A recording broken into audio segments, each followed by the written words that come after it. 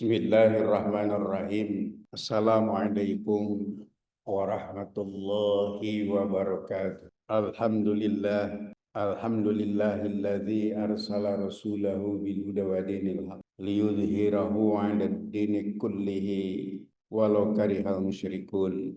Asyhadu an la ilaha illallah wahdahu la syarika lah wa asyhadu anna Muhammadan abduhu wa rasuluhu la nabiyya wa la rasula ba'd. Allahumma salli wa sallim wa barik ala sayyidina Muhammadin wa ala alihi wa ashabihi wa man tabi'ahu bi ihsanin ila yaumiddin. Radina billahi rabba wa bil islami dina wa bi Muhammadin nabiyya wa rasula. Amma ba'd. Hadirin jamaah rahimakumullah. Pertama-tama kita panjatkan puji dan syukur kita pada Allah Subhanahu wa Ta'ala atas limpahan karunia, kesehatan, kesempatan, kemampuan, dan kemauan untuk kita bersama-sama hadir dan tidak pernah berhenti untuk berikhtiar menjadi sosok hamba Allah yang mencintai Rasulnya, menegakkan ajarannya, mengamalkan, mentadaburi, mempelajari apa yang Allah firmankan khususnya dalam. Hadirin rahimakumullah, kita akan membaca, memahami ayat ke-8 surat An-Nahl. Surat An-Nahl beristimewa karena Allah diantaranya mengungkapkan tentang jenis hewan yang Allah ciptakan dengan berbagai macam fungsi dan manfaatnya buat kita sebagai tanda rahmat kasih sayang Allah kepada kita. Tidak ada bagian dari kehidupan ini kecuali diproyeksikan untuk kemakmuran, kesejahteraan umat manusia. Di ayat 8 Allah menyebutkan 3 nama hewan. A'udzubillahi minasyaitonir rajim. Wal khaila wal bighala wal hamira litarkabuha wa zinatan wa yakhluqu ma la ta'lamu. Wal khaila kuda, wal bighala dan bighal, wal hamira dan keledai, litarkabuha agar kalian dapat menunggangi, wazinatan dan menjadikan perhiasan, wa yakhluqu ma la ta'lamun, dan Allah menciptakan hewan-hewan yang lainnya yang kalian tidak mengetahuinya. Setelah di ayat ke-6 ke-7 Allah mengungkapkan Al-An'am, Allah menciptakan binatang ternak, unta, sapi, domba, dan kambing. 4 jenis, kemudian semuanya berpasang-pasangan, jadi 8. Dengan fungsinya, terlebih fungsi yang bersifat konsumtif. Begitu. Di ayat ke-8 Allah menceritakan kuda, al-khail, wal bighala. Mungkin kita sering menyebutnya bighal ya dalam bahasa Arabnya, atau bigol ini adalah hasil perkawinan silang antara kuda dan keledai. Wal hamiro dan keledai. Keledai itu juga sering disebut dengan kuda kecil, atau mungkin di sebagian tempat namanya kuda kacang. Litar kabuha, hewan-hewan itu untuk kalian tunggangi. Artinya untuk alat transportasi. Bahkan kuda keistimewaannya karena tenaganya kuat bisa dijadikan sebagai bukan hanya untuk mengangkut barang, tetapi juga untuk maju ke medan perang. Al-khaila, atau juga al-khaila ini ada beberapa diantaranya. Kuda itu ada al-khail, ada al-hison, ada juga istilah lain adalah al-fars. Ini dijadikan alat transportasi yang sedemikian punya aksesibilitas yang sangat dinamis begitu. Bahkan Rasulullah tidak kurang dari 12 kuda yang dia miliki. Ada yang kuda Rasulullah itu diberi nama ke-12 kuda itu. Ada yang diperuntukkan karena larinya begitu cepat, diperuntukkan untuk mampu berlari sangat cepat dengan kecepatan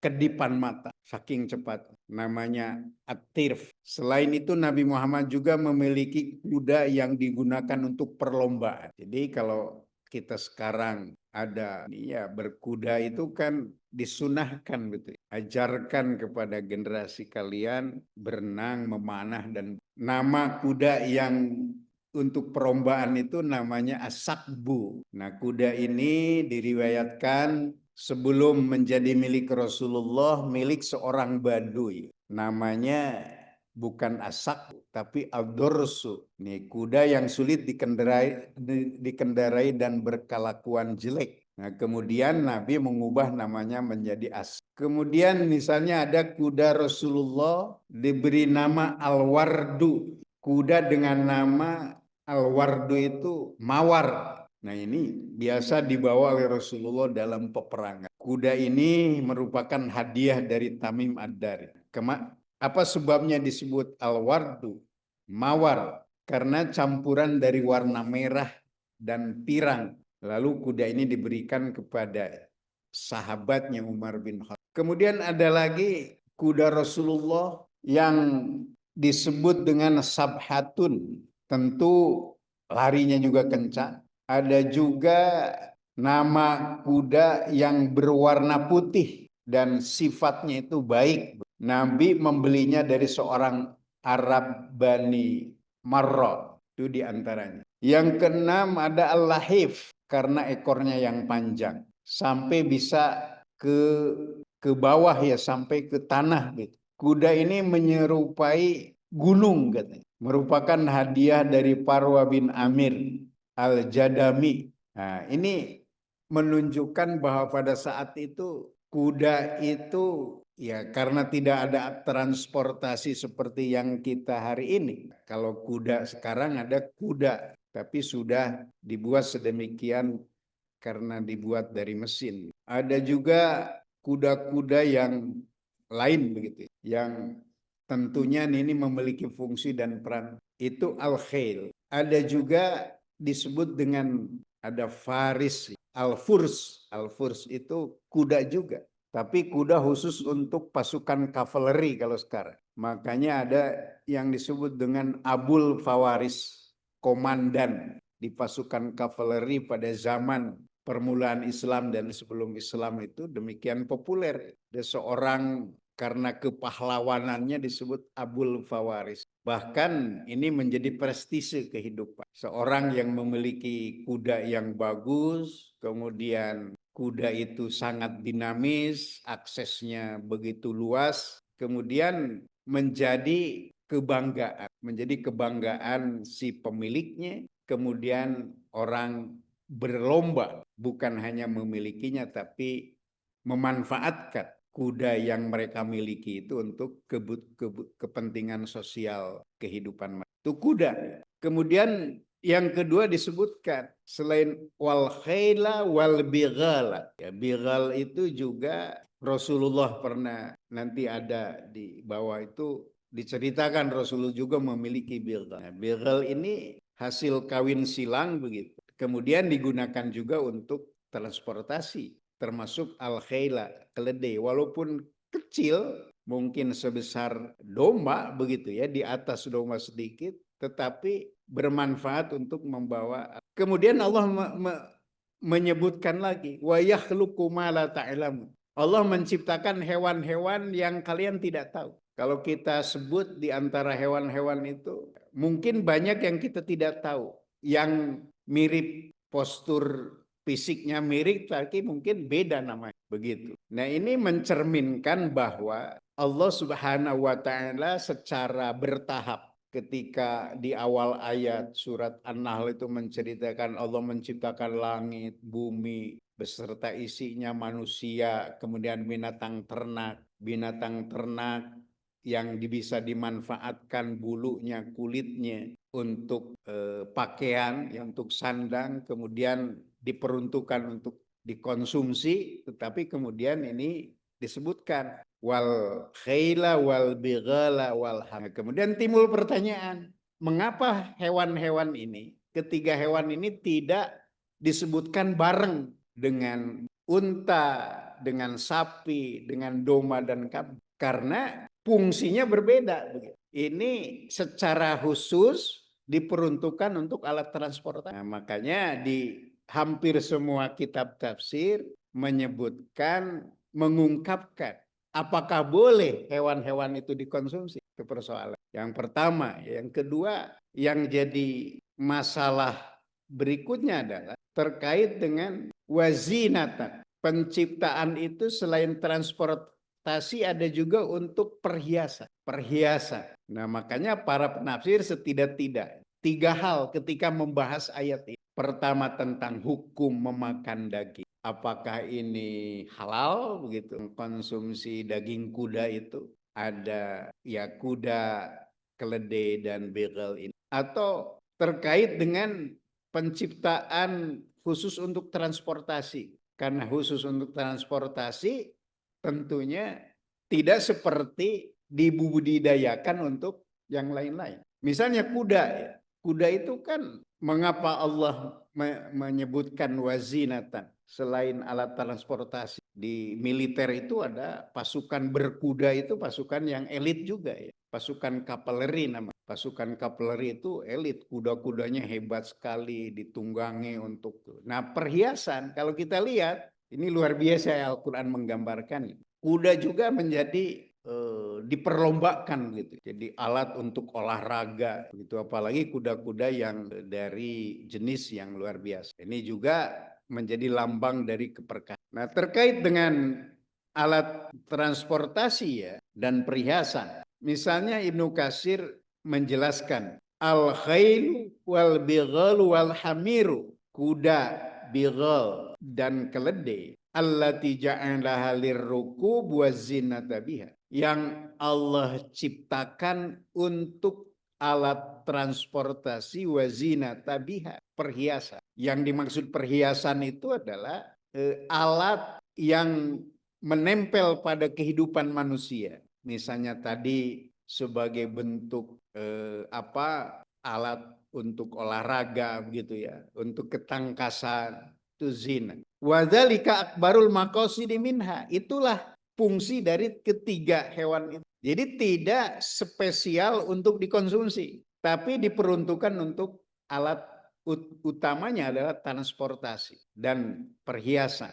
Akbarul maqasid, tujuan dari Allah menciptakan ini bagi kita adalah untuk mendukung kehidupan kita, tapi dari sisi lain. Jadi kalaupun ada pembudidayaan hewan-hewan ini tidak untuk konsumsi. Begitu. Kalau kita melihat dari runtunan ayat ini. Itu Ibnu Katsir. Demikian juga Fahrudin Ar-Razi. Ketika menjelaskan ayat ini dia katakan, wa khalaqal an'ama likadza wa kadza. Ketika Allah menyebutkan wal an'ama khalaqla dif'un wa manafi'u wa minha takulun, likadza wa kadza. Diciptakan binatang ternak itu untuk ini, untuk ini. Wa khalaqa hadhil asya. Allah menciptakan hewan-hewan ini lirrukub. Ya, asalnya begitu. Jadi kalau kita mengkonsumsi daging kuda, mengkonsumsi begal, mengkonsumsi hamir, tentu kualitasnya lebih rendah ketimbang mengkonsumsi unta, sapi, domba dan kambing. Itu Allah mengatakan wa min hatakul. Kalau untuk ibil ya, untuk unta, sapi, kambing dan domba itu memang Allah mengatakan wa min hatakulun, dan kalian dari hewan-hewan itu, dari binatang ternak itu namanya juga binatang ternak untuk kalian makan. Tapi untuk ini lirruku wazina. Jadi setiap sesuatu ada peruntukan. Jadi penciptaannya itu seperti begitu. Kemudian dari Abu Bakar Al-Jazairi, ketika dia menjelaskan ayat ini, dia sebutkan mazalas siyakul karim fi takririt tauhid bi dzikri mazahiri qudratillah wa ilmihi wa hikmati wa rahmatihi. Nah, Al-Jazairi mengatakan bahwa konteks ayat ini adalah masih tentang penguatan tauhid kita dalam rangka memperlihatkan kekuasaan Allah. Jadi bukan hanya langit dan bumi dan manusia yang Allah ciptakan, tapi hewan-hewan atau binatang-binatang itu dengan berbagai macam perannya, hikmahnya. Itu. Wal khila wal bighala wal hamira. Allah menciptakannya wa huwa khaliqu kulli syai'in li illati rukubiha iyyaha. Secara sunatullah, hukum Allah terkait dengan 3 hewan itu Allah ciptakan untuk kalian tunggangi. Makanya pantas kalau kita sering melihat, apalagi dalam hadis Rasul, kemudian peran kehidupan sosial dari hewan-hewan ini tidak akan lepas dari persoalan ini. Misalnya ketika ada ya di ayat yang sudah kita baca, ada malaikat bertamu kepada Nabi Ibrahim, malaikat yang berwujud manusia pada saat itu. Dijamunya bukan oleh hewan-hewan ini, begitu. Bahkan ada sebuah sebuah cerita ketika menceritakan sifat karakter dari unta. Jadi kalau kita membicarakan tentang Islam, membicarakan tentang bangsa Arab pada zaman permulaan atau sebelum Islam, sebelum Nabi Muhammad lahir, maka peradaban dan kebudayaan mereka itu tidak akan lepas dari unta. Kemudian unta itu memang salah satu yang disebutkan itu adalah untuk mengkonsumsi. Jadi kalau ada sebuah perhelatan akbar, hajatan besar itu, yang disajikan itu adalah daging unta itu. Tetapi kalau untuk kuda, untuk bighal, untuk hamir, dalam cerita-cerita, dalam kisah-kisah Nabi, kisah-kisah sebelum Islam, pada zaman sebelum lahirnya Nabi Muhammad itu ya, ketiga hewan ini adalah hanya berkisar antara bagaimana hewan-hewan itu digunakan untuk membawa beban, mengantarkan mereka, memindahkan dari satu tempat ke tempat lain. Kemudian ditarkabuha li ajli antakuna zinatan lakum fi hayatikum. Jadi hanya ada 2 kemungkinan besar. Yang pertama adalah bagaimana 3 hewan yang Allah sebutkan di ayat ke-8 Allah ciptakan li ajli antakuna zinatan lakum. Selain untuk persoalan transportasi adalah untuk Allah tidak menyebutkan zinatan, perhiasan ini, perhiasan yang kita alami pada hari ini, tetapi perhiasan yang bersifat umum. Karena persoalan misalnya digunakan untuk kuda, dimanfaatkan untuk tadi pasukan kavaleri, di pasukan elit angkatan darat itu luar biasa ya, kuda-kudanya itu luar biasa hebat. Tetapi juga selain itu adalah untuk perhiasan-perhiasan yang bersifat umum. Jadi demikian apa yang Allah firmankan di ayat ini dengan kekhususan. Jadi kalau ada sesuatu yang disebutkan kemudian berbeda atau terpisah dengan penyebutan yang pertama, tentu ada fungsi yang berbeda, ya, ada manfaat yang berbeda. Kemudian yang kedua, persoalan terkait dengan hewan-hewan itu adalah hukum makan daging. Hukumnya bagaimana? Memakan daging ketiga hewan itu. Ada yang mengharamkan, misalnya Imam Abu Hanifah. Imam Abu Hanifah, kemudian para ulamanya bergabung menjadi mazhab Hanafi. Jadi bagi mazhab Hanafi itu hukumnya itu mazhab. Apa dasarnya? Ada sebuah hadis. Hadis ini diriwayatkan oleh Imam Ahmad, ada dalam kitab Musnad Abu Hanifah. Hadisnya ini adalah diceritakan oleh Abdi Rabbi, kemudian di situ ada sanad Baqiyah bin Al-Walid, Saur bin Yazid, an Salih bin Yahya, kemudian an abihi an jaddihi an Khalid bin Walid. Khalid bin Walid itu pahlawan Islam, panglima perang pada zaman Rasul, karena dia sangat dekat dengan kuda, karena dia sebagai panglima perang, tentu dia meriwayatkan hadis ini. Perawinya adalah Imam Ahmad. Nah, Rasulullah bersabda, naha Rasulullah sallallahu alaihi wasallam aklil luhumil khil wal bighali wal hamil. Rasulullah melarang untuk memakan daging kuda, daging bighal, dan keledai. Jadi ini hadisnya diterima dari Khalid bin Walid, sahabat Nabi, diriwayatkan oleh Imam Ahmad. Abu Hanifah mengatakan haram, berfatwa haram itu karena hadis ini. Begitu. Jadi kalau kadang-kadang kan kita ini halal haram begitu. Selain itu ada juga hadis lain yang menerangkan keharamannya memakan daging kuda, bigal dan keledai. Dari sanad yang lain, tapi tetap di situ ada keikutsertaannya Khalid bin Walid. Diceritakan bahwa pada suatu saat kami perang bersama Rasulullah SAW, yaitu perang Khaybar. Perang Khaybar. Perang Khaybar itu perang yang nampaknya di babak-babak terakhir Rasulullah. Khaybar itu melawan, membuat parit yang sedemikian rupa, di situ melawan keangkara murkaan orang-orang kafir. Kemudian mereka bekerja sama, ya, orang-orang musyrik Arab itu bekerja sama dengan pasukan Romawi Timur.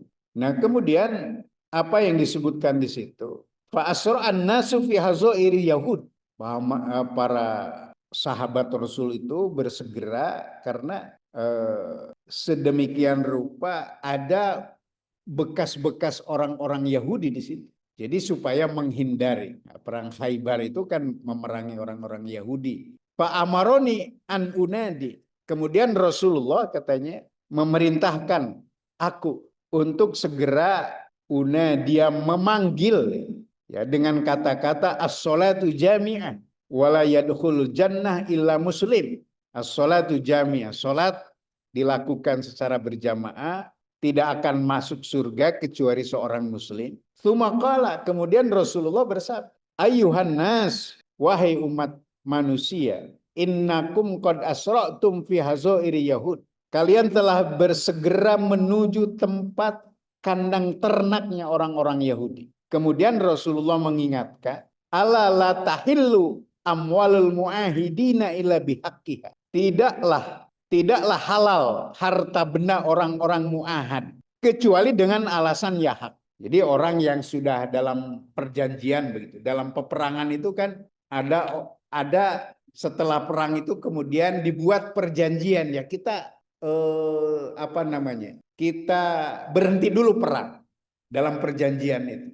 Maka tidak boleh dalam saat terjadi perjanjian itu, kalaupun dia sudah kelihatan kalah begitu, ya, dalam situasi tertekan, tidak boleh hartanya dirampas. Rasulullah melarang pada saat perang Khaybar ini melawan orang-orang Yahudi. Tidak boleh, ya, harta benda orang-orang muahad, artinya lawan yang sedang ada dalam perjanjian dengan kita itu, kita ambil hartanya, artinya haram. Kemudian juga di situ ada kata-kata Rasulullah, wa haramun alaikum lahumul utuni al ahliyah wa khailiha wa bighaliha wa kulli dhinabin minasiba wa kulli dhi mikhlabin minat toir. Setelah Rasulullah mengatakan bahwa kamu tidak boleh merampas harta lawan musuh kita yang sedang dalam perjanjian. Perjanjian damai atau perjanjian angkat senjata, berhenti sementara untuk berperang. Tidak boleh hartanya dirampas. Kemudian Rasulullah melanjutkan sabdanya. Diharamkan kepada kalian daging keledai kampung, daging kuda, dan daging begalnya. Ditambahkan bahkan, selain itu adalah juga diharamkan kepada kalian likulli nabin minas sibat. Juga diharamkan kepada kalian setiap hewan pemangsa yang bertaring. Jadi haram hukumnya. Ya, pemangsa yang bertaring, hewan yang punya taring, yang kemudian dia digunakan untuk pemangsa, pemburu begitu. Dan diharamkan juga adalah likulli dzi mihlabin minat toir, yaitu adalah setiap burung yang berkuku tajam. Jadi hadis ini terkait masih diriwayatkan oleh Imam Ahmad. Pada prinsipnya bahwa Rasulullah mengatakan haram hukumnya merampas harta orang atau musuh yang dalam perjanjian, memakan daging kuda, keledai kampung, dan bighal. Tetapi setelah itu Rasulullah menambahkan hewan pemangsa yang bertaring, begitu. Kemudian setiap burung yang berkuku tajam, ya burung juga ini pemangsa. Ini menunjukkan bahwa hadis ini dijadikan juga oleh Abu Hanifah sebagai dalil memang keharamannya 3 jenis hewan yang Allah sebutkan dalam ayat ke-8. Tetapi ada juga yang menghalalkan daging kuda. Bahkan ini hadisnya sahih dari riwayat yang diriwayatkan melalui Jabir bin Abdullah. Nah Rasulullah Shallallahu Alaihi Wasallam an luhumil humuril ahli. Rasulullah telah melarang memakan daging keledai. Wa adzina fil luhumil khil. Jadi Rasulullah melarang untuk makan daging keledai kampung al-humurul ahli. Maksudnya lohumul ahliyah itu keledai kampung itu adalah keledai yang tanpa ada rekayasa genetik. Artinya dia hidup seperti apa adanya. Kalau begal juga asalnya keledai, tapi dia sudah mengalami perkawinan silang antara keledai dengan. Tapi di hadis ini ya, ini terdapat dalam kitab Sahihai. Wa adzina fil humil khil. Tapi Rasulullah mengizinkan untuk memakan daging kuda. Ini ada dalilnya, ya. Nah, bahkan di hadis yang lain, misalnya Imam Ahmad, Imam Abu Daud, berikut sanad yang ada pada masing-masing dengan syarat Muslim, melalui Jabir yang telah mengatakan, naharna an ala ahdi Rasulillah sallallahu alaihi wasallam farosan fakalna wa nahnu bil Madinah. Di masa Rasulullah SAW kami pernah menyembelih kuda. Lalu kami memakannya. Sedangkan kami berada di Madinah. Jadi ada nih dalilnya. Yang menghalalkan. Tadi menghalalkan yang terkait dengan daging kuda begitu ya. Tetapi melarang daging keledai. Yaitu adalah dalam kitab Sahih. Ini bisa dicari lagi. Ada juga yang menjelaskan ketika berada di Madinah, kami menyembelih kuda, kemudian kami mengkonsumsi daging kuda itu. Ini Imam Ahmad, Abu Daud yang meriwayatkan hadis ini dari Jabir bin Abdullah. Jadi kesimpulannya apa? Ya, dalil ini lebih kuat dan lebih teguh katanya. Dan hadis inilah yang dijadikan pegangan oleh jumhur ulama. Tadi hanya Abu Hanifah saja, mazhab Hanafi saja yang melarang. Jumhur ulama, artinya kebanyakan ulama-ulama itu menghalalkan wabil khusus untuk kuda.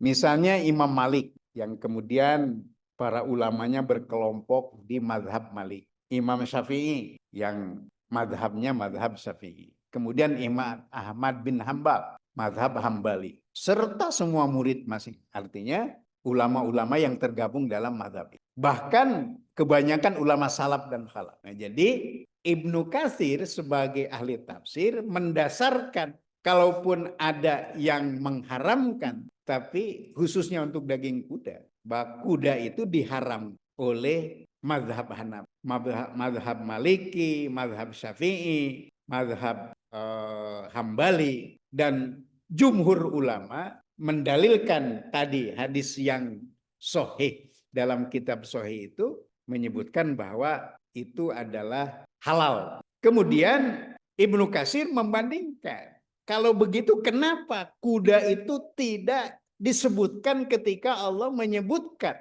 unta, sapi, dan domba serta kambing. Artinya walaupun dia dihalalkan, tapi ada peran utamanya dari kuda itu. Ada peran utamanya dari kuda itu, yaitu untuk melakukan atau dibudidayakan untuk alat-alat transportasi seperti tadi. Jadi kalau sapi, domba ini adalah untuk konsumsi betul-betulan. Jadi kalau kita lihat pada realitas kehidupan sekarang kan begitu. Bagaimana dengan sekarang tindakan kita? Ya tetap yang jadi utama untuk konsumsi, untuk kita mendapatkan protein hewani yang terbaik itu ya tadi dari unta, kemudian sapi, domba, dan kambing. Tetapi untuk kuda, kalaupun dihalalkan, ada ulama, jumhur ulama menghalalkan, tapi peran utamanya seperti ayat ke-8 ini adalah litarkabuha wazinatan, untuk kalian tunggangi sebagai alat transportasi untuk jadi begitu. Jadi kalau kita mengistinbat hukum memang halal, ada dalilnya, tetapi juga ada yang mengharamkan, ada dalil. Tapi dalam kepatutan kehidupan kita tentu untuk konsumsi yang utama adalah seperti disebutkan di ayat-ayat, tetapi untuk hewan-hewan yang 3 ini disebutkan kemudian dengan fungsi yang Allah juga. Jadi inilah. Nah, terkait dengan bigal, Rasulullah bahkan pernah menerima hadiah seekor bigal. Ada kata dari riwayat Imam Ahmad, haddatsani Muhammad bin Ubaid, haddatsana Umar bin Abi Hudzaifah, Anisa'bi andahyatil kalabi qala. Sahabat itu berkata, "Qultu ya Rasulullah, ala ahmilu laka himaron ala farasin fatun tijalaka bagelan fatarkabaha qala innama yaf'alu dzalikal ladzina la ya'lam." Jadi hadis ini, nas hadis menunjukkan boleh mengendarai binatang-binatang ini antara lain begal. Rasulullah pernah menerima hadiah seekor begal, lalu dijadikannya sebagai hewan kendaraan. Padahal beliau sendiri melarang menginseminasi, ya, mengawinkan silang antara keledai dan kuda, agar keturunan keledai itu tidak terputus. Jadi kalau terus dilakukan kawin silang, nanti keturunan himar yang asli itu, ini terkait dengan proses pembudidayaan. Jadi artinya kalau ada hal semacam ini, sebaiknya dijaga nih. Keturunan himar yang asli, begitu kemudian begal, perkawinan silang atau inseminasi antara kuda dan hamir atau himar atau keledai itu bisa saja dilakukan, tapi jangan semuanya begitu. Harus ada ikhtiar untuk mempertahankan keturunan keledai supaya tidak musnah. Nah, artinya ada ikhtiar seperti itu. Jadi Rasulullah pernah menerima itu. Imam Ahmad mengatakan terkait dengan hadis tadi, ya, bahwa innama yaf'alu dzalikal ladzina la ya'lamun.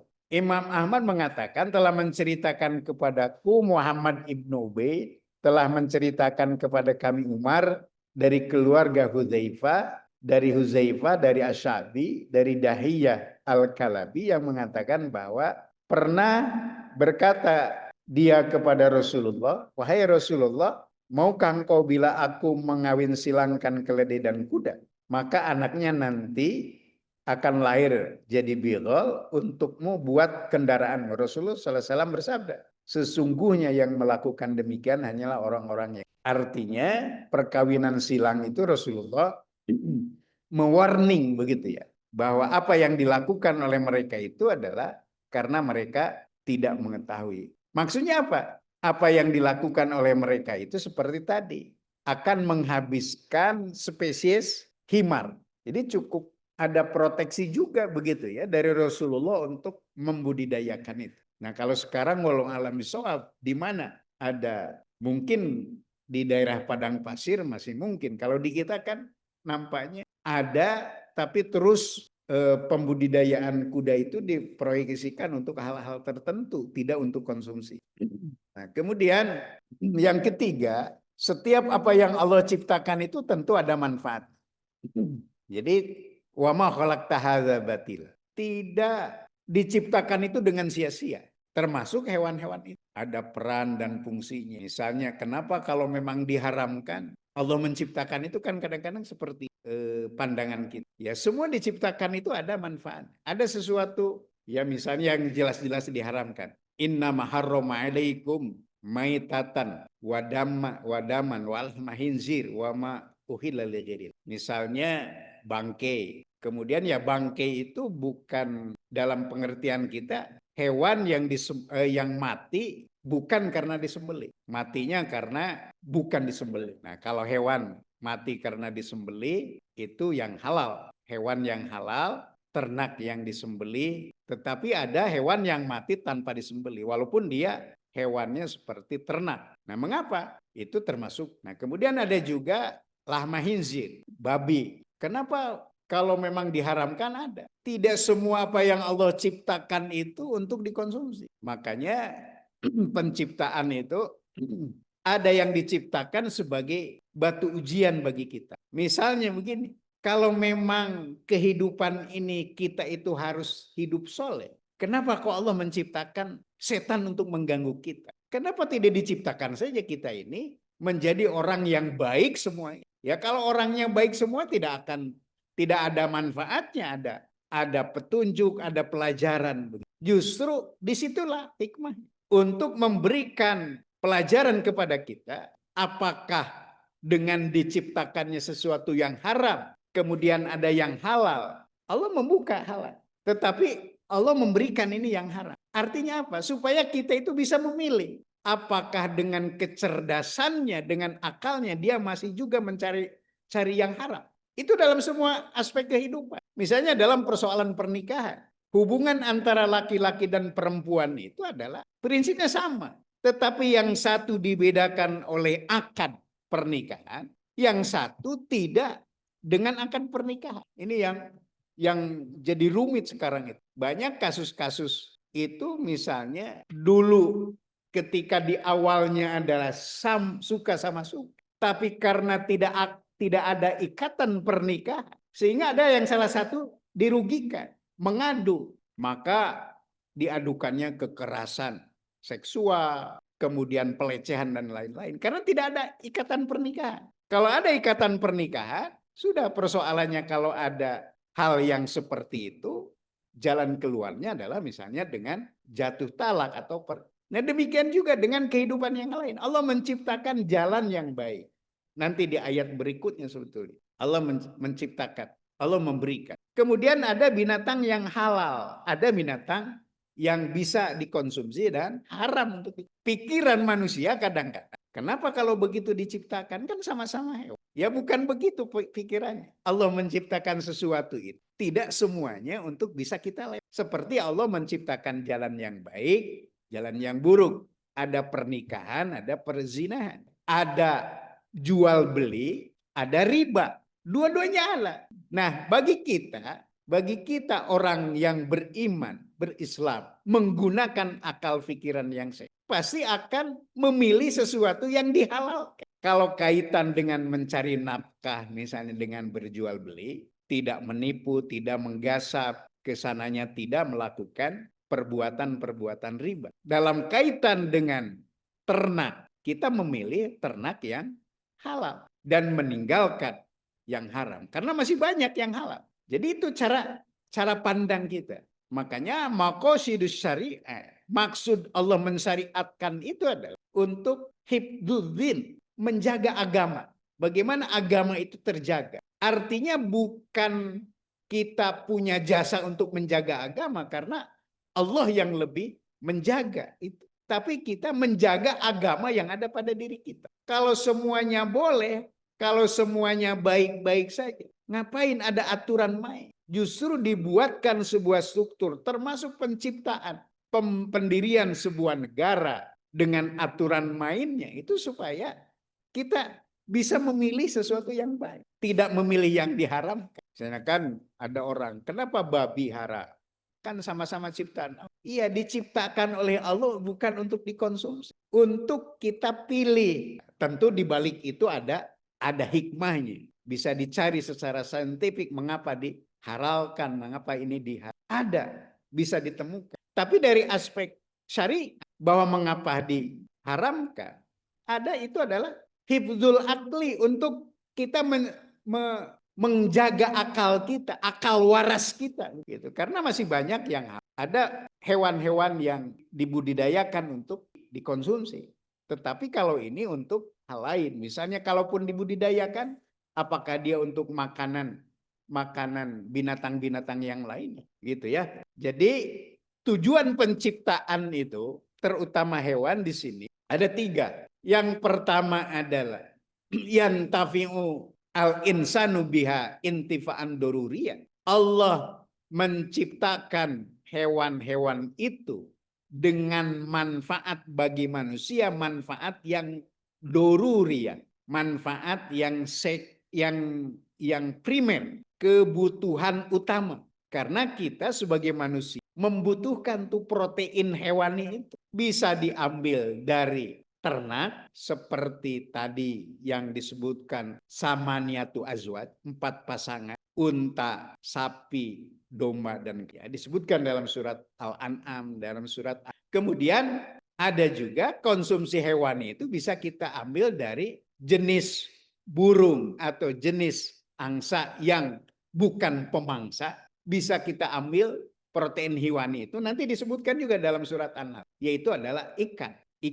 Ada yang lain yang disebutkan secara terang-terangan oleh Al-Quran, yaitu adalah yang diharamkan seperti tadi, binatang pemangsa. Jadi yang tugasnya itu untuk memangsa. Misalnya hewan-hewan yang buas, hewan-hewan untuk dijadikan pemburu gitu, seperti anjing, singa, dan lain-lain kan itu bertaring. Itu jelas dalam hadis sahih. Nah, ada hewan yang intifaan goiri dururi. Ada hewan yang Allah ciptakan tapi tidak untuk dikonsumsi. Tapi doruri, goir doruri, diciptakan untuk kebutuhan-kebutuhan yang sekunder. Dalam rangka bukan untuk dikonsumsi, tapi untuk melindungi. Boleh kita memelihara anjing tapi bukan untuk dikonsumsi. Tidak semuanya bisa dikonsumsi. Kita boleh memelihara atau membudidayakan yang haram dimakan tetapi untuk kepentingan lain yang goir doruri.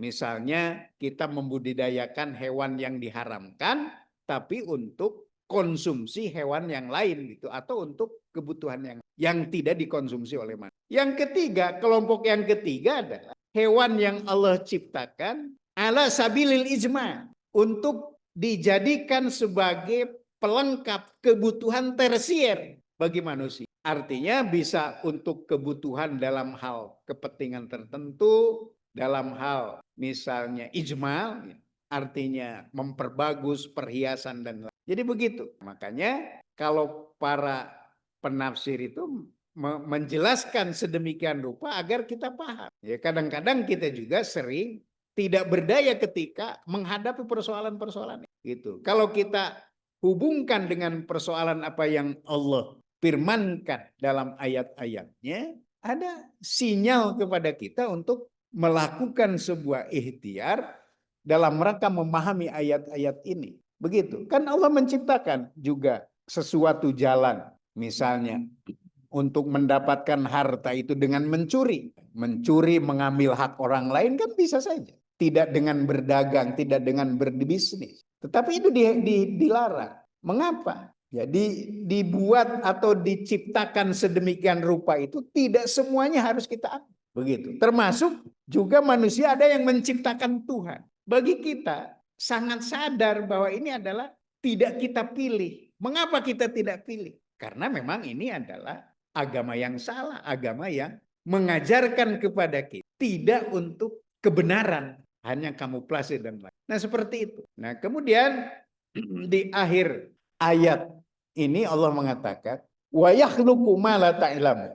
Allah menciptakan apa-apa yang kalian tidak ketahui. Ya, kalau kita disuruh menyebutkan, coba sebutkan jenis-jenis hewan yang Allah ciptakan. Mungkin kita banyak yang kita tidak ketahui. Apalagi mungkin anak-anak sekarang. Kalaupun ditampilkan misalnya dalam gambarnya lebih banyak yang kita tidak ketahui. Ya, misalnya ketika kita masuk ke kebun binatang itu antara satu jenis hewan itu kan ada mirip-mirip begitu. Tapi berbeda antara satu dengan yang lainnya. Baik bentuk wajah dari hewan itu ataupun fungsi dan peran. Ternyata banyak yang tidak kita ketahui. Makanya Allah firmankan wa yakhluqu ma la ta'lamun. Dan Allah menciptakan segala sesuatu termasuk binatang la ta'lamun yang kalian tidak ketahui. Itu kalau coba sebutkan binatang-binatang yang hidup di bawah tanah misalnya atau dalam lubang-lubang, mungkin yang kita tahu adalah hanya sekian, masih banyak yang kita. Artinya apa? Bahwa Allah menciptakan segala dalam kaitan memperlihatkan kemahakuasaan. Apakah masih tidak percaya dengan kekuasaan? Makanya Fahrudin Ar-Razi itu mengatakan Sebetulnya ayat ini konteksnya adalah konteks ketauhidan kita. Allah menciptakan jenis-jenis hewan. Ada hewan yang secara massal dikonsumsi oleh kita. Ada hewan yang untuk kepentingan tertentu tetapi juga boleh dikonsumsi. Ada hewan yang sama sekali diciptakan tidak boleh dikonsumsi. Kata Fahrudin Ar-Razi, ini adalah ayat tentang tauhid sebetulnya. Tauhid apa? Kemahakuasaan Allah. Jadi Allah menciptakan sesuatu yang kalian tidak ketahui. Termasuk juga tumbuh-tumbuhan. Hanya ahlinya saja yang mungkin bisa mengetahui, menyebutkan. Padahal luar biasa banyak jenis. Mungkin ada ratusan, mungkin ada ribuan. Berapa di antara ribuan itu yang kita ketahui? Artinya keterbatasan kita. Kita itu makhluk yang oleh Allah wa ma'utitu minal ilmi ila qalila.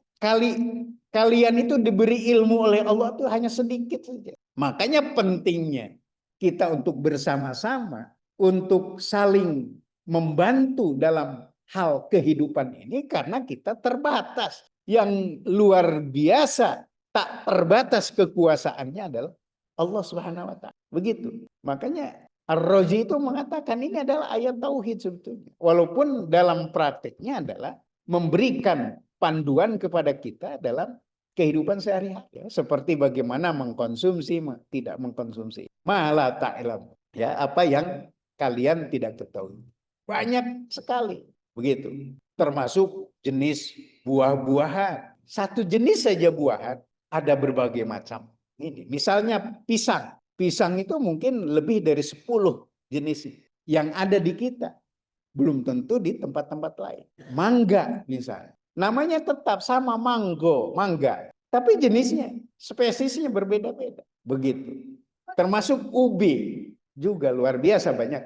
Ini artinya apa? Itu menunjukkan kemahakuasaan Allah. Jadi apakah kalian masih tidak yakin dengan kekuasaan Allah? Begitu sebetulnya. Apakah kalian masih tidak percaya? Masih ragu-ragu? Makanya terus oleh Allah difirmankan, dijelaskan di dalam ayat-ayat ini. Apa? Supaya kalian itu tidak ragu. Makanya pertama-tama di ayat awal surat Al-Baqarah itu Allah katakan, "Dzalikal kitabu la raiba fi." Dalam Al-Qur'an itulah kitab la raiba fi. Sebaiknya, seharusnya kalian itu sudah tidak meragukan lagi. Itu ya. Dengan kekuasaan Allah. Apalagi terkait dengan kehidupan kita manusia. Lantas apa? Mau bagaimana kalian itu kalau tidak yakin kepada Allah? Jelas kekuasaannya sudah ada, perintahnya ada, apa yang harus dilakukan oleh kita, bagaimana kita bermuamalah, bagaimana kita mengatur kehidupan ini sudah sedemikian rupa jelas. Innal halala bayyinun, kata Nabi. Wa innal harama bayyinun. Yang halal itu jelas kehalalan, yang haram itu jelas keharam. Begitu. Fa innama bainahuma umurun mustabihat. Memang ada sesuatu di antara kedua sisi itu yang mutasyabih, yang tidak jelas kehalalannya, tidak jelas keharam. Tapi seyogyanya kalau yang tidak jelas tinggalkan saja. Karena paman waqa'a fi subhat faqad waqa'a fil haram. Barang siapa yang subhat, yang terjerumus kepada perkara-perkara yang subhat, sama saja dengan terjerumus kepada perkara yang haram. Makanya di situ ya, makanya tugas ulama itu memberikan, salah satunya adalah berfatwa supaya memperjelas itu. Makanya produk dari keulamaan, misalnya di majelis DMU, majelis ulama, adalah memberi fatwa. Ini sudah banyak fatwa-fatwa majelis ulama itu. Dari terkait dengan persoalan perekonomian, persoalan dengan kehalalan konsumsi obat dan lain-lain itu sudah banyak. Cuma kita tidak tahu ya. Harusnya ada juga kita mengkaji fatwa-fatwa majelis ulama itu supaya kita jelas.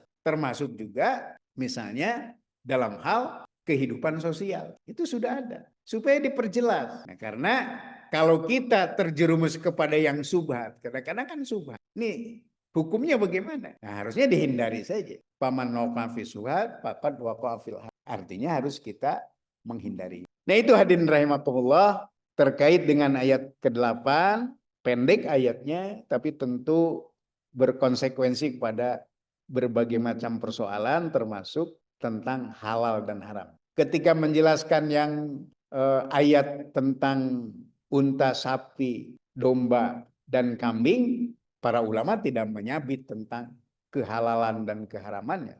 Tapi untuk khail, bigol, dan hamir, karena ada persoalan, ada hadis yang di satu sisi menghalalkan, di satu sisi mengharam. Konteksnya apa? Kemudian diambil kesimpulannya oleh jumhur ulama. Ya, kalau begitu ada dalilnya sahih, maka jumhur ulama mengatakan halal, tapi sebagian ulama termasuk mazhab Hanafi mengharamkannya dengan dalilnya. Itu saja barangkali, mudah-mudahan kita bisa menangkap dari apa yang saya sampaikan.